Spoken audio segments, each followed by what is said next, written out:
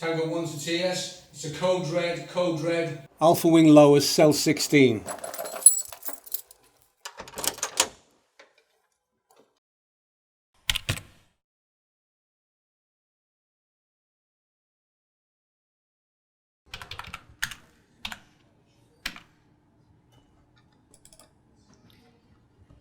So are you up to date with all your immunisations? No, I've told you that already. I know it's late and you're tired, sir, but I do need to ask you a few more questions.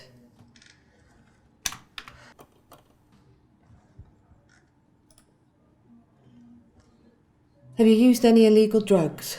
A bit of skunk, a bit of Charlie when I felt really down. When did you last use anything? I don't know, maybe a year ago.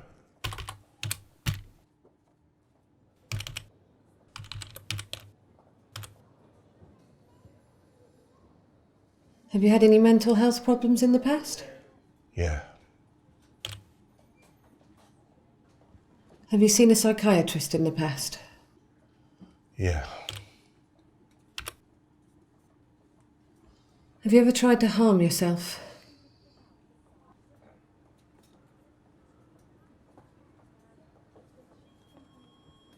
No.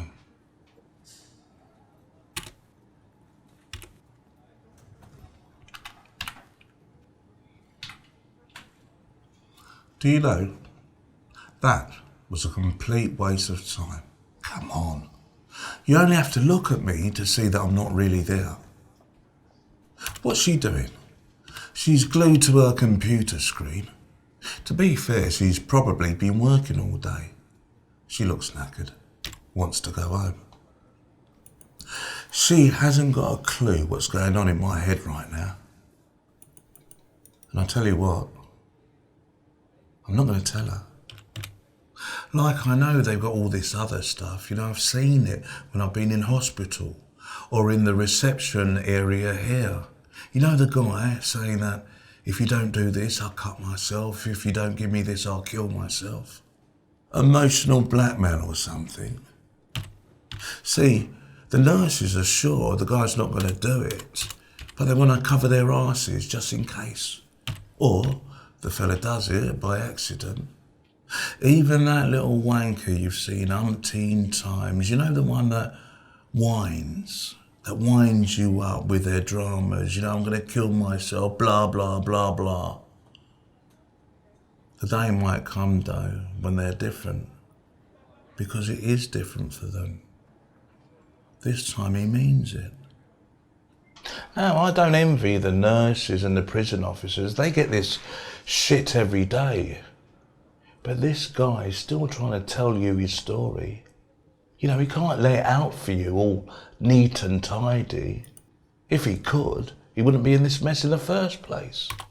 But if she gives me that look, the look, the one that says, oh, here we go again, then for me it's like, I don't care anyway.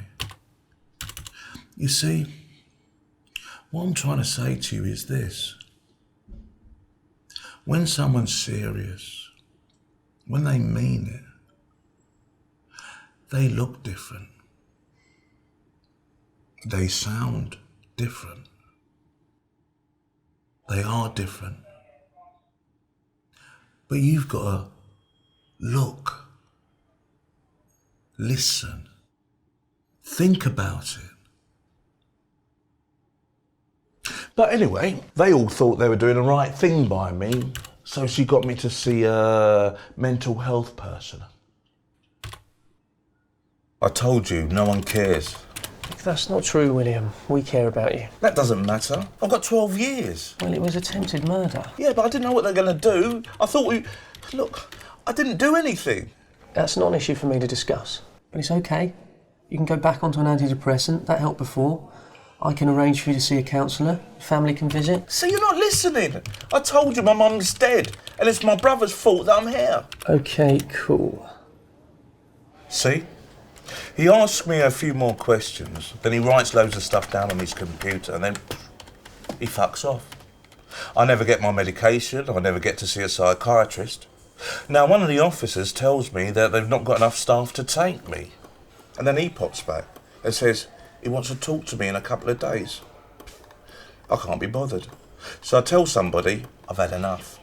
Then they find out that I've tried to kill myself in the past and they want to put me on something called an act. Yeah, that's what it is. An act.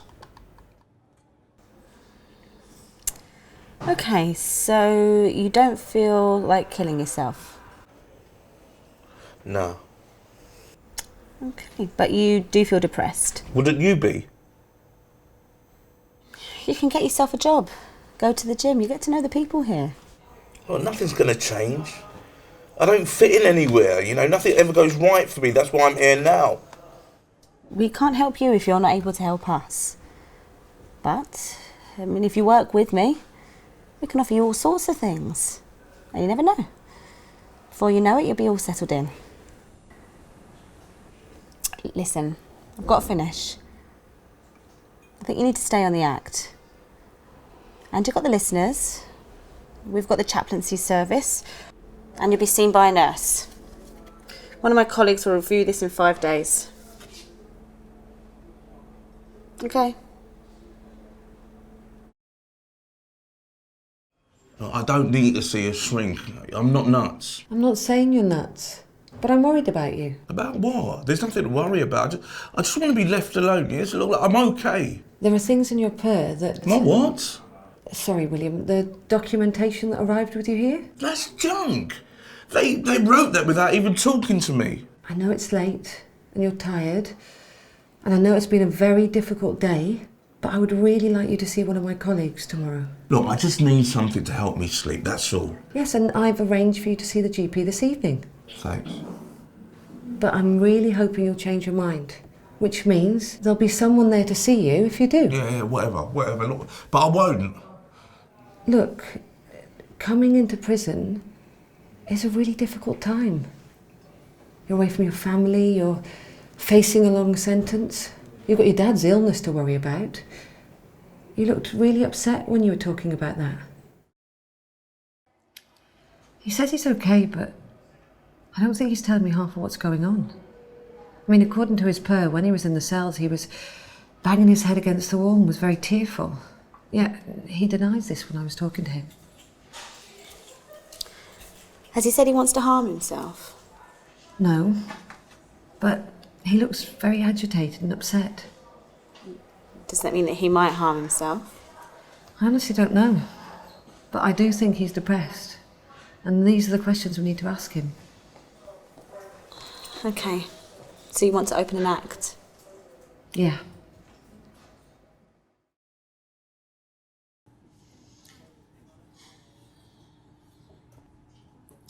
I know you didn't want to talk yesterday, but we explained the process of opening an act and why we did it. Do you remember all of that? Yeah. Is there anything you want me to go over about the process? No. Did the medication the GP prescribed help you sleep? A bit, not much. Edward and I would like to ask you a few questions. Now, normally we might take about 20 minutes doing this, but we can take as long as we need. Well, it won't take long then. We'll see. Chanel told me that you said you felt okay about being here, but she thought you looked really upset. Wouldn't you be? Probably. But what does that mean for you?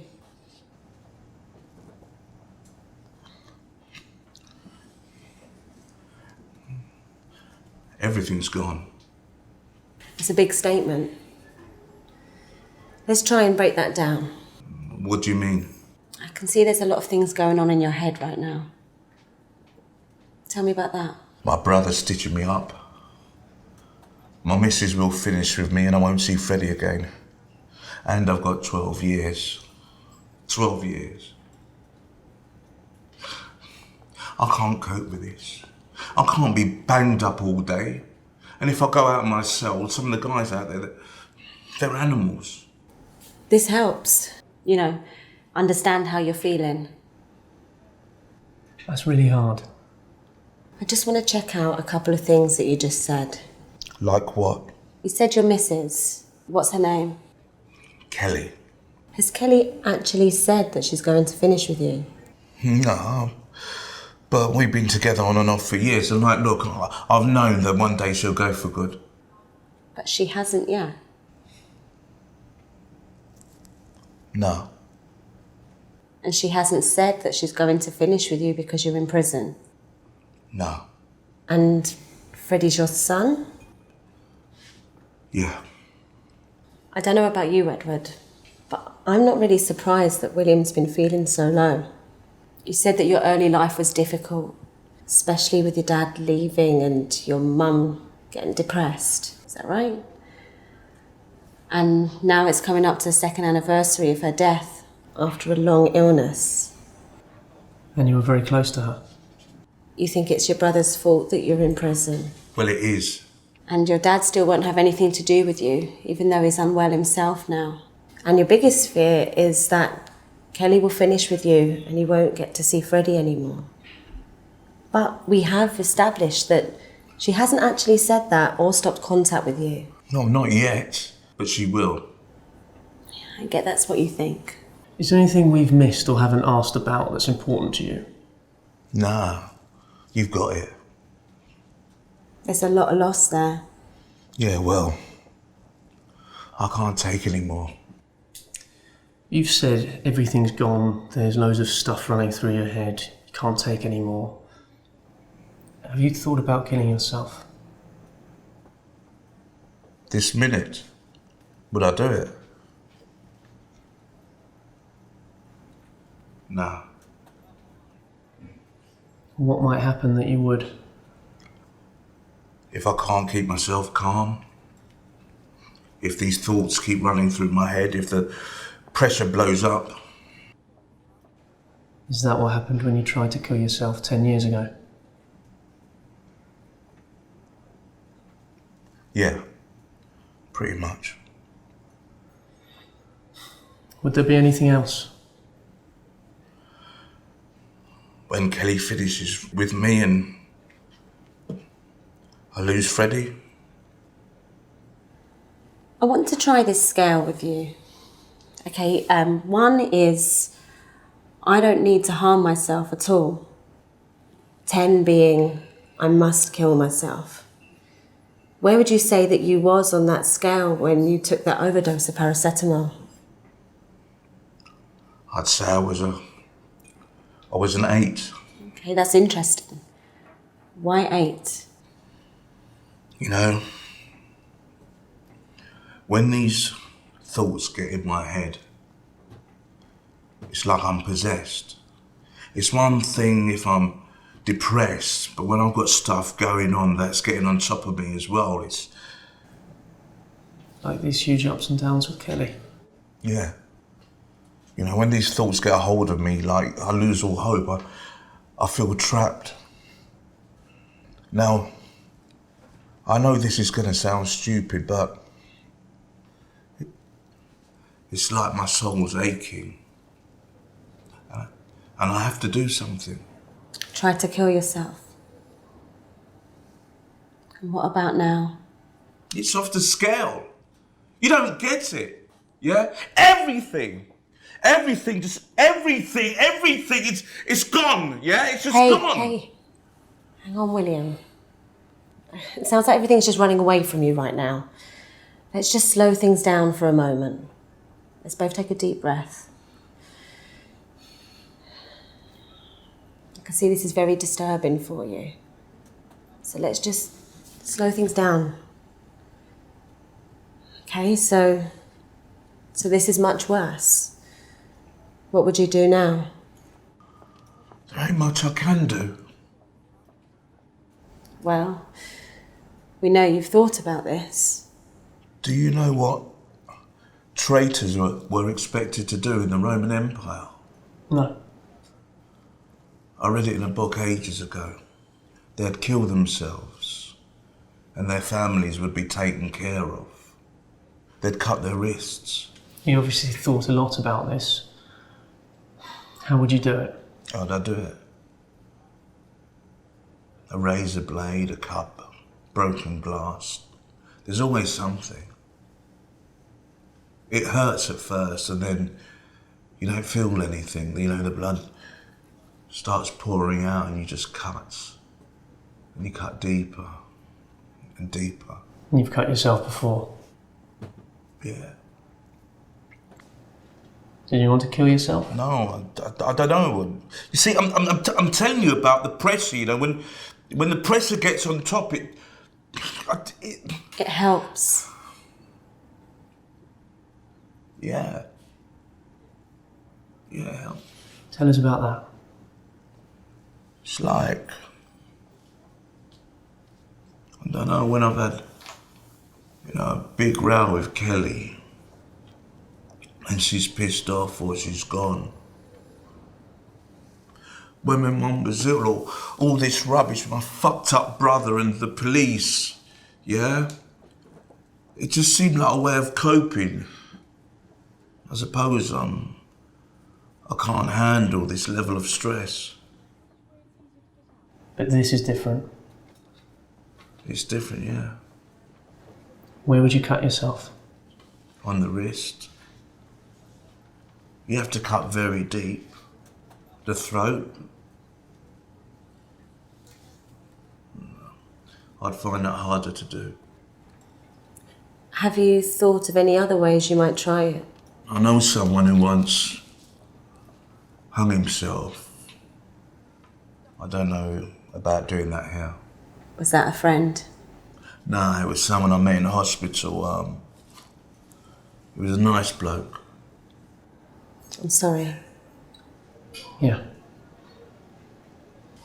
When did you start thinking about killing yourself? As the court case got closer, you know, I knew it. I knew I was going to go down. And what made the thoughts worse? The sentence. The sentence killed me. Everything just started flooding over me. Say a bit more about that. I started to see my mum, yeah? Started thinking about what she would have said. You know, thinking about Kelly walking out. Young Freddie crying. You know what it'd be like here? My brother, my dad, for all I know, he could be dying and he still won't see me. And when did you decide that you definitely would kill yourself? It was in my head when I was in the cell after being sentenced, and in the van, in that box, I could hear guys screaming. I thought, Jesus Christ, this is the rest of my life. Definitely last night when I couldn't sleep.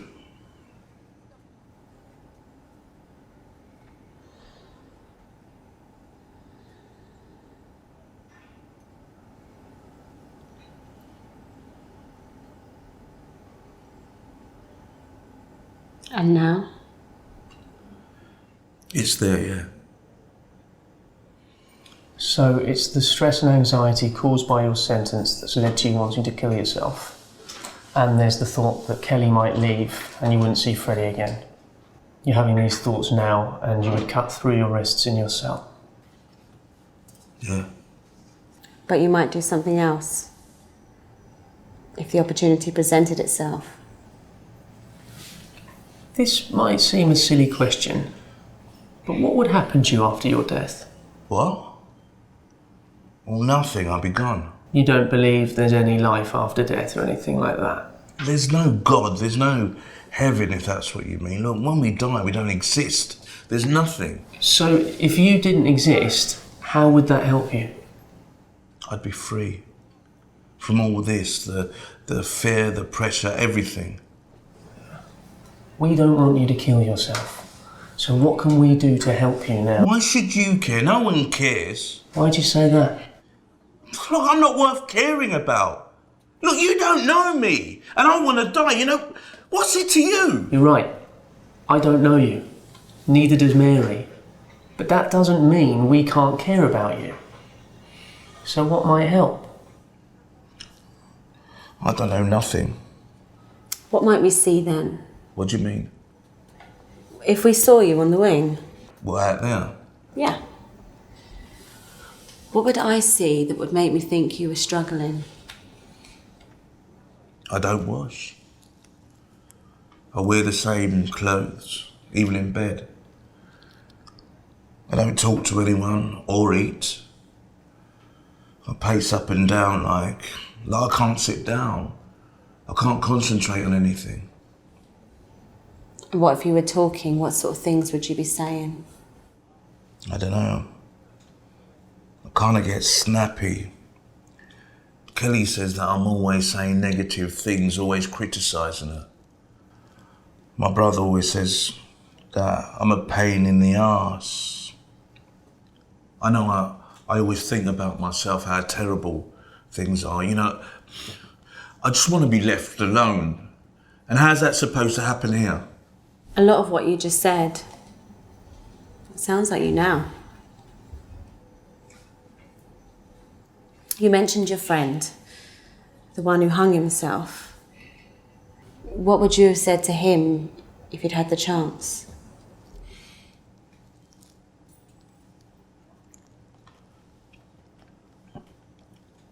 It's funny, I remember once when I was feeling really bad, I could hear Kelly saying, you know, like matter of fact, like, William, it's your turn to take Freddie up to bed. And I remember she reminded me about a holiday we had booked to go to Mexico. It was a big deal to us, you know, like a new start. I remember hearing Kelly say,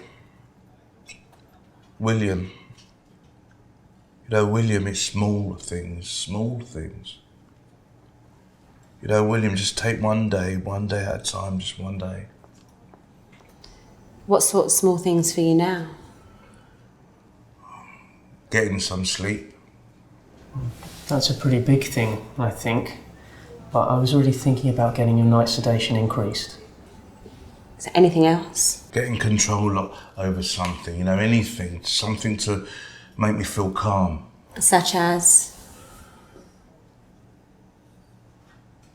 I used to take long walks and I learned some breathing and relaxation techniques, but I can't do that now, I'm too wound up. And talking to Kelly helped? Always. So talking helps? Yeah, I suppose. But I'm a loser. And I feel trapped. And it's not because of in here, it's like the whole situation I'm not going to get out of. And you can't help me, no one can help me. You do sound hopeless. And as if there's only one way out. Can you see anything changing in the future? No. And that all makes sense. People lose hope. But it can come back. With help. With treatment. We just want to help you not harm yourself in the meantime. We have groups of people on the wings called listeners. Prisoners trained to listen to you, to help you. And then there's the officers, and you'll be seen by a nurse. We believe that talking can help. Look, I don't know. Look, I appreciate what you're trying to do, yeah? But I can't do this. Do you find it difficult to ask for help or to let people help you? Yeah, well... Yeah. Why's that? Nobody's ever cared before. No one. Kelly never ever cared. From listening to you, I get the impression that Freddie really loves you. What about your mum? I want you to think about the small things that you do have control over. The small things, like what? Well, like choosing to talk to us, whether or not you take your medication. You know, I said I need you to go to that induction program. And then as time goes by, there'll be other things. Work, gym, your choice. If you don't think you can manage in your cell, we have alternatives. So, I'll be your case manager and we'll have a look at your care map, like a care plan tomorrow. And do you think that with a bit of help, you can add to the list of things that leave you feeling worse and things that make you feel better? Do those simple things that help you, like your relaxation techniques, every hour. And we'll have someone checking that you're okay every hour. You'll ask for a listener if things get too much. But you'll move me if I can't cope, yeah? Yes. Okay, William. Miss Baxter and I will make a note in our records and make sure that everyone who needs to know what's going on for you is made aware of what we've spoken about and what the plan is. I'll be talking to my team and I'll be coming to see you again with the psychiatrist from our team, Dr. Price, to look at whether or not we prescribe you some antidepressants. But you'll get me something to help me sleep, yeah? Yes. Is all of that all right? I suppose. Then we'll finish there for now. This has been difficult, obviously, but useful as well, at least for me. I feel like I've got to know you a bit. I know this might sound funny coming from someone like me, but we know that it takes courage to get through something like this. What do you mean? Like not being frightened to ask for help when you need it. Finding the strength to be there for Freddie when you don't even think you can get through the next 24 hours. Prison is never easy for anyone. But you've come through hard times before.